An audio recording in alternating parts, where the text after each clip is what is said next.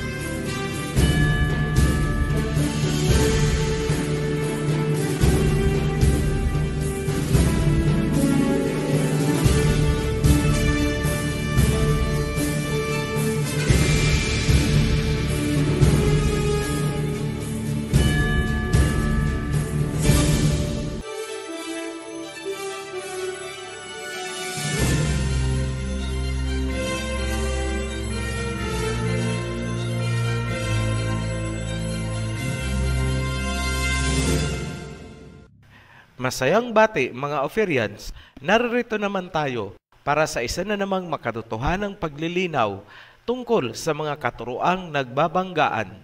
Bago tayo magpatuloy, magbigay lang kami ng konting announcement. Para sa mga nakapila pa sa Joshua Group, pakihintay lamang po ng kunti pang panahon at medyo marami pa ang nakapila, ngunit kayo naman ay tiyak na aabutin. Sa mga pastors na nakipag-meeting na sa atin mula sa iba't ibang sekta, we really thank you for your cooperation and commitment sa ating advocacy. Keep up the good work. Revive natin ang ating biblical heritage as opposed to legions. Slowly but surely. Sa videong ito, lilinawin ng Operian Heritage Conservatory kung ano nga ba ang totoo. Ang Misaya ba ay tao lamang at hindi dapat sambahin? Yan ang ating topic. Para masagot yan ng tama, gagamit tayo ng mga guide questions. Number 1, ano ang Misaya bago pa siya nagkatawang tao dito sa lupa? Number 2, nasaan ang Misaya bago siya isinilang dito sa mundo? Number 3, dapat bang sambahin ang Mesaya? Ang mga tanong na yan ang mag-establish kung ano ang Mesaya para malaman natin kung siya nga ba ay dapat o hindi dapat sambahin. Hindi tayo magpapaligoy-ligoy. Talakayin na natin ang guide question number 1. Ano ang Mesaya bago pa siya nagkatawang tao dito sa lupa? John chapter 17 verse 24. You loved me before the creation of the world. Pinatutunayan ng verse na ang naging Mesaya ay existing na bago pa man nilikha ang mundo. Diyan pa lang, magkaka-idea na kayo kung dapat bang paniwalaan ang doktrinang nagsasabi na ang Mesaya ay tao. Dadagdagan po natin yan habang tayo ay nagpapatuloy sa pagtatalakay. Para sa mga hindi naniniwala at nais ipabasura ang buong New Testament, gagamit kami ng mga katibayan mula sa Old Testament para patunayan ang nasusulat sa New Testament. Job chapter 38 verse 4 hanggang 7. Where were you when I laid the earth's foundation? Tell me if you understand. Who mark off its dimensions? Surely you know. Who stretched a measuring line across it? On what were its footings set? Or who laid its cornerstone? While the morning stars sang together, and all the angels shouted for joy. Tanong, sino-sino ang mga tauhan sa verse na ating binasa? Una, ang may likha siyempre.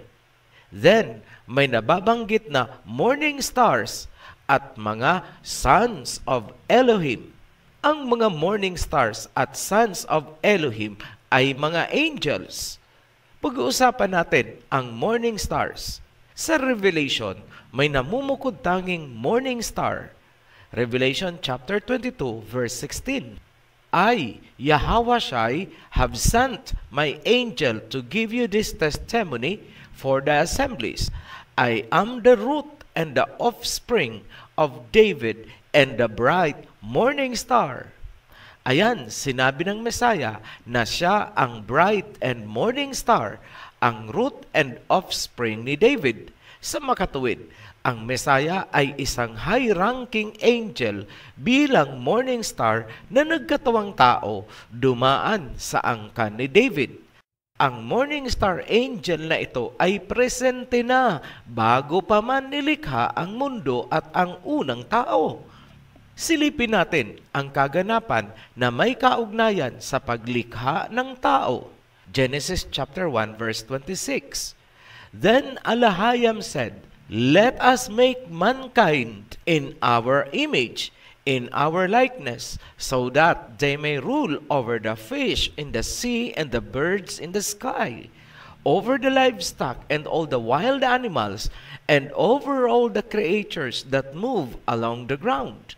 Tagalog, likhain natin ang tao ayon sa ating wangis. Let us create mankind. Ang emphasis po natin dito ay nasa unang sentence. Sino sa palagay nyo ang kausap ng Ama noong sinabi niyang likhain natin ang tao? Tandaan, ayon sa Job chapter 38, ang mga personalidad na presente during creation ay walang iba kundi ang Ama, mga morning stars at iba pang angheles. Sa makatuwid, ang kausap ng Ama ay ang kanyang mga high-ranking angels, the morning stars. Isa doon ang naging Messiah natin. Sa muli, tao ba siya? Pakinggan nyo ang inyong konsensya at huwag ang doktrina dahil ang Ama ay walang kasamang tao noong nilikha niya ang sanlibutan. Nasagot na natin ang unang guide question kung ano ba ang Messiah bago siya nagkatawang tao. Siya po ay isang high-ranking angel, morning star. Hindi siya tao. Pairalin ang totoo at huwag ang doktrina. Guide question number 2. Nasaan ang Messiah bago siya isinilang dito sa mundo? Napatunayan na natin kanina na ang Messiah, bago pa manilikha ang sanlibutan, ay kasama na ng Ama during creation.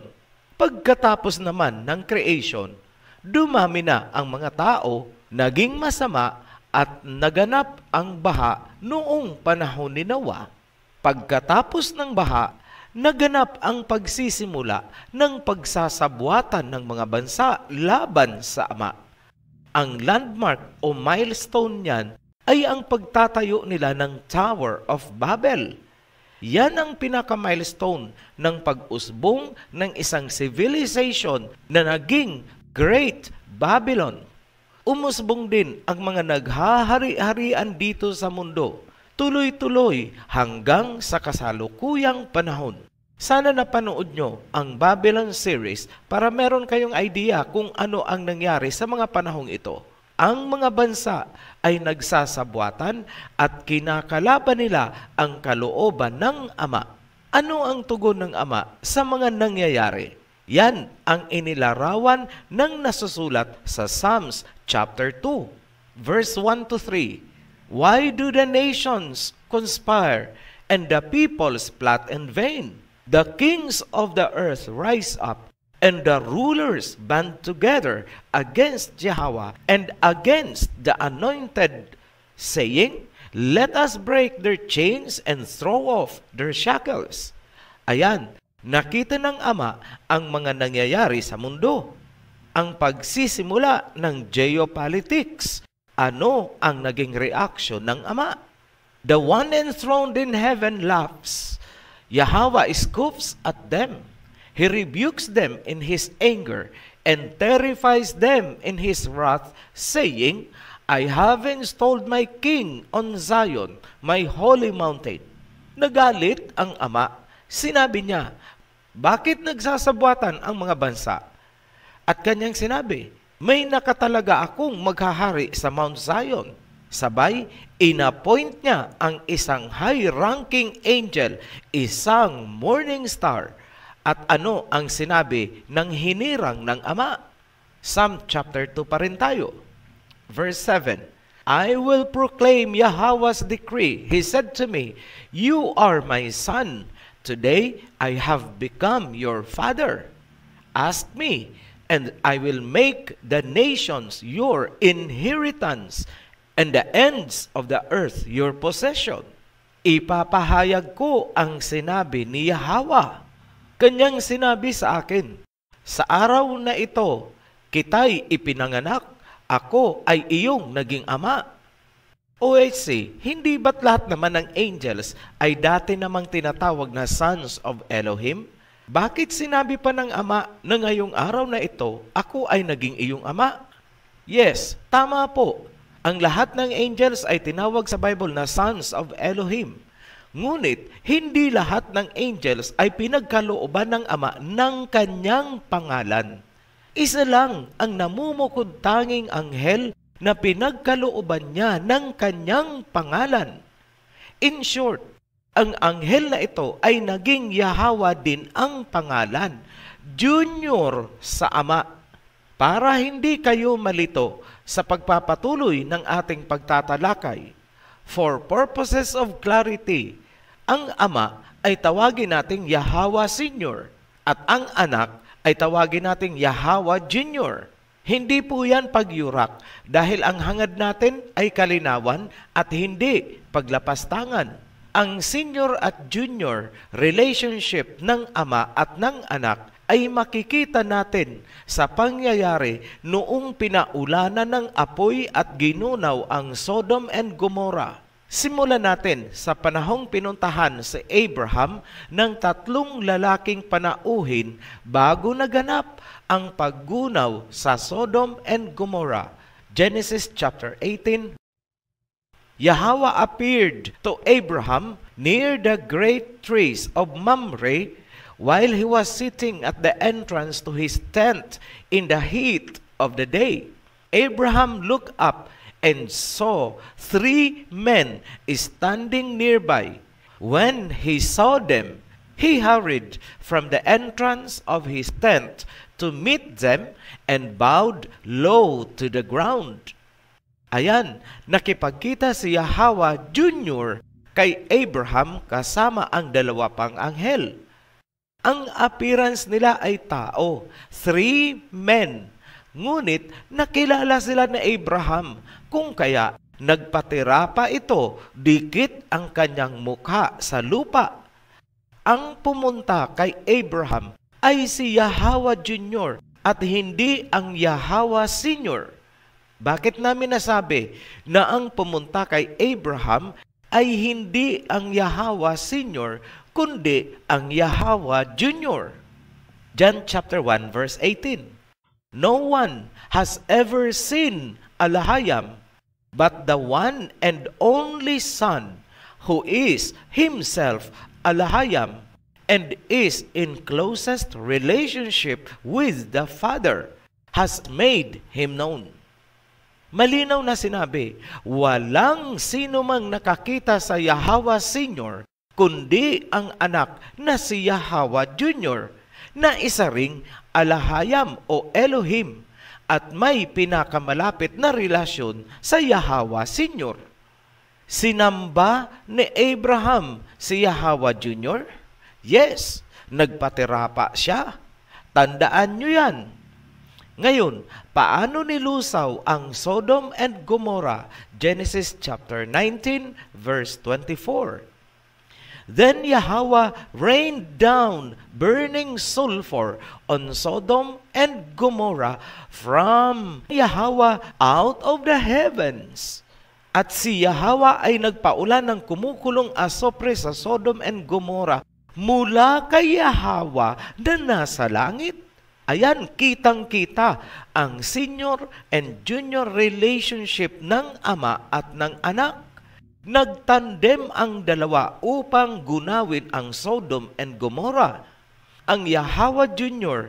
na pinakain pa ni Abraham ang nagpaulan ng kumukulong asopre mula kay Yahweh Senior na nasa kalangitan. Isa pang pagpapatunay, ang sariling pangalan ni Yahweh Senior ay ipinangalan niya mismo kay Yahweh Jr. Exodus chapter 23 verse 20 hanggang 22. See, I am sending an angel ahead of you to guard you along the way and to bring you to the place I have prepared. Pay attention to him and listen to what he says. Do not rebel against him. He will not forgive your rebellion, since my name is in him. If you listen carefully to what he says and do all that I say, I will be an enemy to your enemies and I will oppose those who oppose you. Ayan na sa sulat. Ipinadala ng ama ang isang anghel upang pangunahan sina Moses at pinagbilinan sila ng ama na sumunod sa instruction ng anghel. Binalaan sila na huwag maging rebelde dahil hindi nito patatawarin ang rebellion sapagkat taglay nitong anghel ang pangalan ni Yahweh Senior. In short, ang anghel na ipinadala ay walang iba kundi si Yahweh Jr. Hindi niya patatawarin ang mga kagaya ni Korah na naghihimagsik sa patakaran na ipinatutupad ni Moses. Nilamon sila ng lupa. Huwag na huwag niyong kalilimutan na ang pinakalayunin ni Yahweh Jr. mula pa sa panahong pinangunahan niya ang mga Israelites na lumabas mula sa Egypt hanggang sa kasalukuyan at sa mga darating pang panahon, ang kanyang layunin ay tipunin ang kawan. Nagbuwis siya ng buhay. Matipon lamang ang kanyang minanang Israel. Rebellion is a big offense na hindi niya palalampasin. Ngayon, paano pinangungunahan at binantayan ni Yahweh Jr. ang paglalakbay ng kanyang Israel papunta sa Promised Land? Exodus chapter 13 verse 21 hanggang 22. By day, Yahweh went ahead of them in a pillar of cloud to guide them on their way, and by night in a pillar of fire to give them light so that they could travel by day or night. Neither the pillar of cloud by day nor the pillar of fire by night left its place in front of the people. Ang itinalagang anghel na nagtataglay ng pangalan ng Ama, si Yahweh Jr. ang nasa haliging ulap sa araw at haliging apoy sa gabi. At hindi sila nito iniwanan. Bago na mahinga si Moses, ang pamumuno sa Israel ay inihabilin ni Moses kay Joshua. Si Joshua ang nagpatuloy ng paglalakbay at ngayon, kailangan niyang pangunahan ang pagbawi sa Promised Land na kinubkob ng mga Canaanites at iba pang dayuhan.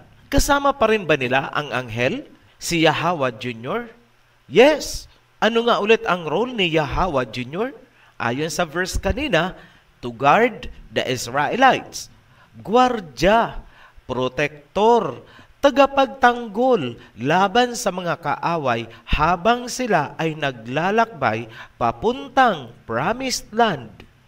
At ngayon, nahaharap ang mga Israelites sa pakikidigma laban sa Jericho upang bawiin ang lupain. Nasa panganib ang buong Israel ni Jacob.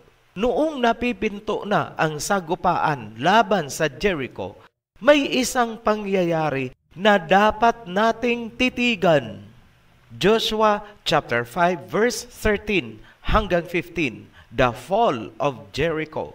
Now, when Joshua was near Jericho, he looked up and saw a man standing in front of him with a drawn sword in his hand. Joshua went up to him and asked, "Are you for us or for our enemies?" Verse 14, "Neither," he replied, "but as commander of the army of Yahweh, I have now come." Then Joshua fell face down to the ground in reverence and asked him, "What message does Yahweh my Elohim have for his servant?" Verse 15, the commander of Yahweh's army replied, "Take off your sandals, for the place where you are standing is holy." And Joshua did so. Sinasabing may isang lalaki na biglang sumulpot, may dala itong sword o espada. Nilapitan ito ni Joshua at tinanong, "Sa amin ka ba o sa kalaban?" Tinatanong ni Joshua kung siya ay kawal ng Israel o kawal ng kalaban. Sumagot ang lalaki, "Neither," wala. Hindi siya kawal ng Israel at hindi rin siya kawal ng kalaban, sapagkat siya ang commander ng hukbo ni Yahweh Senior, commander of the heavenly host. Sa pagkarinig dito, nagpatira pa si Joshua sa lupa. Sino ang lalaking ito sa akala nyo? Sino pa nga ba? Walang iba kundi yung anghel na ibinigay ni Yahweh Senior kay Moses na nagtataglay ng kanyang pangalan. Ang lalaking ito sa harap ni Joshua ay walang iba kundi si Yahweh Junior. Tinanong ni Joshua kung ano ang mensahe ni Yahweh Senior. Ang tugon sa kanya ay ganito, "Hubarin mo ang iyong mga sandals, sapagkat ang iyong kinatatayuan ay sagradong lupa, holy ground."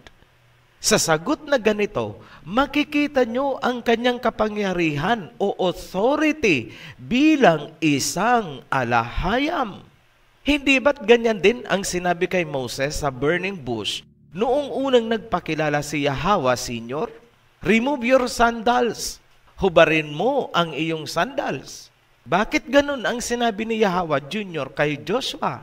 Sapagkat taglay ni Yahweh Junior ang pangalan ni Yahweh Senior. Siya ay kaisa ng Yahweh Senior sa pagiging alahayam o Elohim. Sinamba rin ba siya ni Joshua? Yes. Nagpatira pa din si Joshua sa harapan niya. Dikit ang mukha sa lupa. Ngayon, bakit si Yahweh Junior ang nanguna sa mga Israelites ni Jacob sa kanilang paglalakbay? Hindi ba kayo nagtataka? Sapagkat ang Israel ni Jacob ay pamana sa kanya ni Yahweh Senior. Joel chapter 3 verse 2, "I will gather all nations and bring them down to the valley of Jehoshaphat. There I will put them on trial for what they did to my inheritance, my people Israel, because they scattered my people among the nations and divided up my land." Maliwanag sa verse na ang Israel ay ipinamana ni Yahweh Senior kay Yahweh Junior. Bago pa man bumaba at nagkatawang tao, pinapatnubayan na ni Yahweh Junior ang kanyang Israel papunta sa Promised Land. Ngayon, dahil sa pagkaswail at pagkakasala ng Israel ni Jacob, sila ay nagkawatak-watak sa iba't ibang panig ng mundo. ang mga naunang diaspora ay ang Assyrian at Babylonian invasion. Nawasak ang Israel ni Jacob. Ang nakabalik sa Jerusalem ay ang tribe of Judah na lang. Dito na nagkatawang tao si Yahweh Jr. upang muling sagipin, tipunin at gabayan tulad ng kanyang ginawa sa panahon ni Moses. Bakit alam ni OHC ang mga sekretong ito? Because somebody out there told us, ganun na lang po, para wala ng intriga, ang katotohanan sa aming sinasabi ay pinatutunayan din sa Matthew chapter 15 verse 24. He answered, I was sent only to the lost sheep of Israel. Matthew chapter 10 verse 5 to 6. This 12, Yahweh sent out with the following instructions. Do not go among the Gentiles or enter any town of the Samaritans. Go rather to the lost sheep of Israel. Pansinin nyo, kung sino talaga ang pinuntahan ng Mesaya noong nagkatawang tao siya at ano ang purpose, i-connect nyo doon sa panahon ni Moses. Makikita nyo na ang purpose niya ay para tipunin ang kawan, ang Israel ni Jacob na kanyang minana mula kay Yahweh Senior. At tulad pa rin sa panahon ni Moses, taglay pa rin ng Mesaya ang pangalan na ibinigay sa kanya ng kanyang ama. Siya pa rin si Yahweh Jr. John chapter 5 verse 43.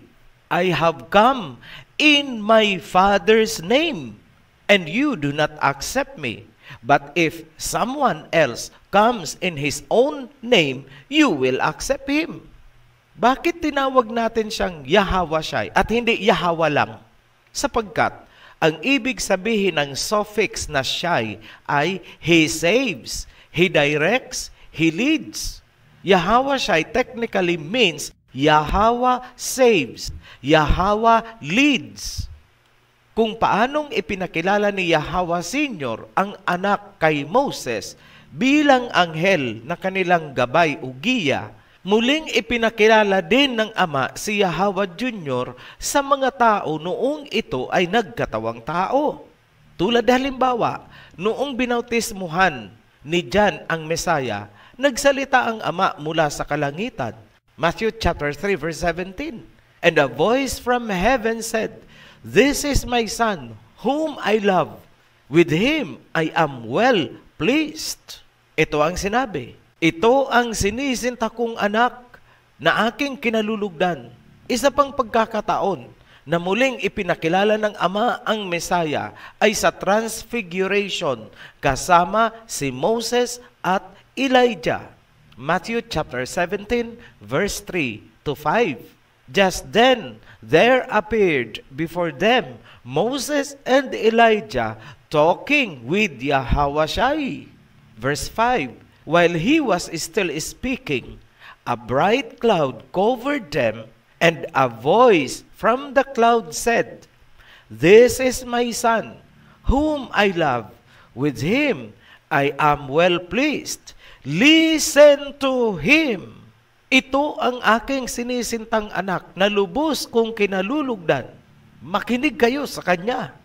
He leads. Yan ang buong kahulugan ng mensahe mula kay Yahweh Senior upang ipakilala si Yahweh Jr. Bago namin sagutin ang pinaka-finale question, tao ba ang Mesaya at hindi dapat sambahin? Bago natin sagutin yan, sariwain muna natin ang mahahalagang punto na ating pinagdaanan. Number 1, ang Mesaya ay existing na bago pa man nilikha ang mundo. John chapter 17 verse 24. Number 2, sa panimula ng paglilikha, naruroon na ang mga angels, mga sons of Elohim at mga high-ranking angels na tinaguriang morning stars. Job chapter 38 verse 4 hanggang 7. Number 3, isa sa morning stars ay ang Mesaya King Yahweh Shai. Revelation chapter 22 verse 16. Number 4, Ang mga high-ranking angels or morning stars ang kausap ng Ama noong nilikha ang tao. Genesis chapter 1 verse 26. Number 5. Isa sa morning stars ang itinaas ng Ama bilang kanyang anak. Ibinigay dito ng Ama ang kanyang pangalan, kung kaya tinaglay nito ang pangalan ng Ama. Sa puntong yan, siya ay naging Alahayam or Elohim dahil sa kaakibat na kapangyarihan at authority ng pangalan. Psalms chapter 2. Dito nagsimula ang concept of duality, Father and Son, Senior and Junior. Number 6. Ang duality ng Alahayam, Elohim, ay napatunayan noong pinaulanan ng kumukulong asopre ang Sodom and Gomorrah. Ipinakita ang tandem ng Yahweh Senior at Yahweh Junior. Genesis chapter 19 verse 24. Number 7. Ang itinalagang anghel ni Yahweh Senior upang manguna sa Israel ay nagtataglay ng kanyang pangalan sa makatuwid. Ito ay walang iba kundi si Yahweh Junior. Siya ang nasa pillar of cloud sa araw at pillar of fire sa gabi. Exodus chapter 13 verse 21 hanggang 22. Number 8. Noong nahaharap sa pakikidigma ang Israel laban sa Jericho, sumulpot si Yahweh Junior at nagpakilalang commander ng hukbo ni Yahweh Senior. Inutusan niya si Joshua na hubarin ito ang kanyang sandals. Joshua chapter 5 verse 13 to 15. Ngayong nailahad na namin ang mahahalagang punto, tao ba ang Mesaya at hindi dapat sambahin? Sagot, ang Mesaya ay hindi tao. Ito ang mga basehan. Number 1, existing na siya bago pa man nalikha ang mundo at ang tao. John chapter 17 verse 24. Wala pong tao na mas nauna pa sa mundo. Sa makatuwid, ang Mesaya ay hindi tao na katulad natin. Pangalawang patunay na ang Mesaya ay hindi tao. This is number 2. Ang Mesaya sa pasimula ay isang anghel sapagkat siya ang morning star. Revelation chapter 22 verse 16. Ang mga morning stars ay presente noong nililikha ang mundo. Job chapter 38 verse 4 to 7. Gaya ng unang sinabi natin, walang tao na nauna pa sa mundo. Pangatlong basihan na hindi tao ang Mesaya. This is number 3. Ang itinalaga ng Ama na hari ng Mount Zion at tagapagmana ng mundo ay ang kanyang anak, the morning star, isang anghel na pinagkalooban niya ng kanyang pangalan at pagiging Alahayam or Elohim, Psalms chapter 2. Pang-apat na rason, ang Mesaya ay anak ng Alahayam, Elohim, bago pa man ito nagkatawang tao bilang Mesaya. Siya ang nagpaulan ng kumukulong asopre sa Sodom and Gomorrah at siya rin ang nasa pillar of fire, pillar of cloud sa panahon ni Moses.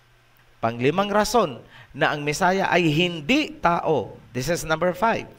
Siya ang commander ng heavenly armies mula sa panahon ni Joshua hanggang sa kanyang muling pagbabalik kasama ang 100 million angels. Revelation chapter 5 verse 11. Walang tao na pwedeng maging commander-in-chief ng heavenly armies. Conclusion, ang Mesaya ay isang dating anghel na binahagian ng Ama ng pagiging Elohim sa pamamagitan ng pagbibigay dito ng kanyang pangalan, kung kaya tinawag niya itong anak. May isang pangalan, isang authority. Sila ay naging isa sa pagiging Elohim, kaya sinabi ng anak na siya at ang Ama ay isa. Ganun pa man, sinabi rin ng anak na ang kanyang ama ay mas nakakahigit kaysa kanya. My Father is greater than I. Sa makatuwid, hindi ibig sabihin na porket siya ay nagkatawang tao para tipunin ang Israel ay tao talaga siyang kagaya natin. para sa mga nagtuturo na ang Mesaya ay tao lamang na kagaya natin, laliman nyo kaya muna ang inyong pag-aaral. Bumalik kayo sa Old Testament para makita nyo ang kanyang tunay na pinagmulan. Hindi yung paikot-ikot lang kayo sa New Testament kung saan ang inilalarawan lamang ay ang kanyang pagkakatawang tao. Yan ang kulang ng inyong pag-aaral.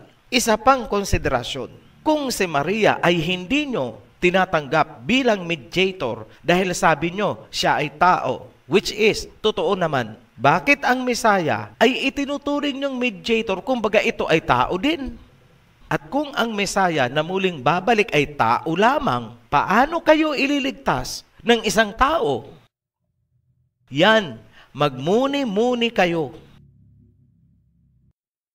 Ngayon, dapat bang sambahin si Yahweh Jr., ang anak na naging Mesaya at upcoming King of Kings? Isang malutong na oo ang sagot namin. Yes, dapat siyang sambahin bilang Elohim na kaisa ng Ama. Ano ang mga rason? Number 1, siya ay Commander-in-Chief ng Heavenly Army ni Yahweh Senior. Number 2, ibinigay ng Ama ang kanyang banal na pangalan sa anak. Number 3, sinamba ni Abraham si Yahweh Jr. na naging Mesaya bandang huli. Number 4, sinamba din siya ni Joshua na nagtanggal pa nga ng kanyang sandals. Number 5, noong siya ay nagkatawang tao, sanggol pa lang, sinamba din siya ng 3 pantas na nagmumula dito sa atin sa silangan.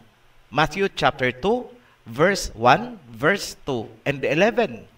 Sa verse 1, after Yahushua was born in Bethlehem in Judea, during the time of King Herod, Magi from the east came to Jerusalem and asked, "Where is the one who has been born King of the Jews? We saw his star when it rose and have come to worship him." Verse 11, on coming to the house, they saw the child with his mother Mary, Maryam, and they bowed down and worshipped him. Sinamba ng 3 pantas ang Mesaya? Yes. Sa Old Testament, sinamba siya ni Abraham at Joshua.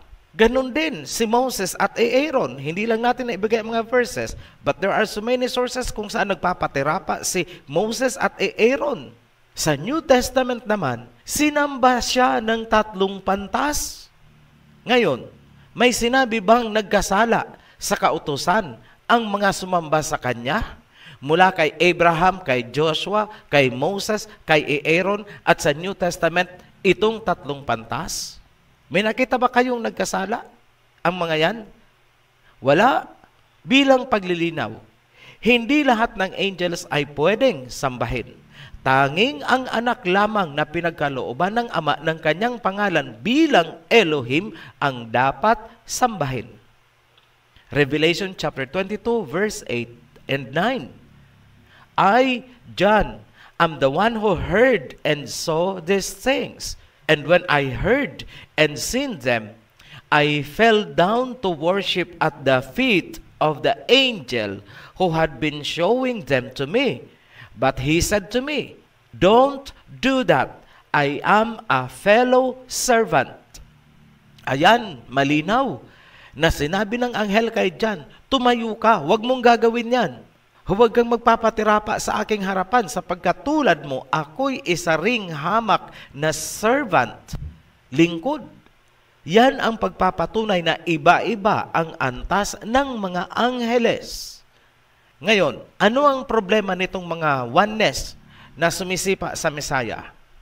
Sa totoo lang, hindi nyo talaga nauunawaan ang tamang kahulugan ng salitang oneness. Hindi nyo nauunawaan kung paanong ang Ama at ang Anak ay isa bilang Elohim and at the same time, mayroong separate personality. Ang Ama ay Ama at ang Anak ay Anak. Ang pangalan ng Ama ay nasa Anak at sila ay isa sa pagiging Elohim although hiwalay ang kanilang personality.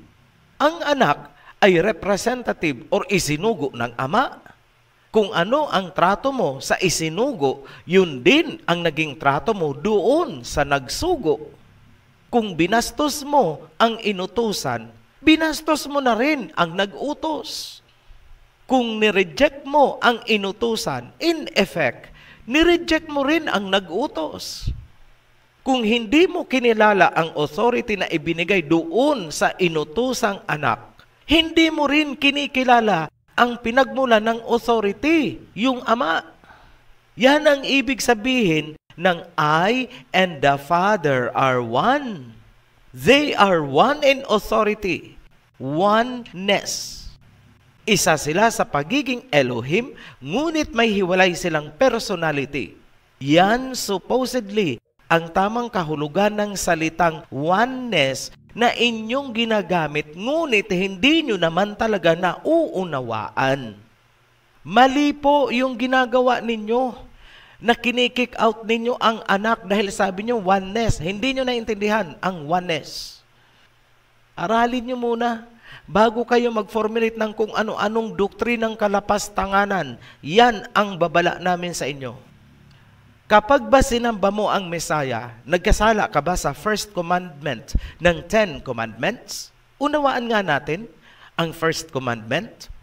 And Elohim spoke all these words. I am Yahweh your Elohim, who brought you out of Egypt, out of the land of slavery. You shall have no other Elohim before me. Tanong, ano ang pangalang ibinigay ng ama at tinaglay ng kanyang anak? Yahweh. Sino ang nasa pillar of clouds at pillar of fire? Yahweh. Ano ang pangalan ng naglaba sa Israelites mula sa Egypt? Yahweh. Hindi ba't ang ama at ang anak ay naging isa sa pagka-Elohim? Dahil iisa ang kanilang pangalan? Pareho silang Yahweh. At dahil sa pangalan yan, kung kaya ang anak ay sinamba ni Abraham, ni Joshua, ni Moses.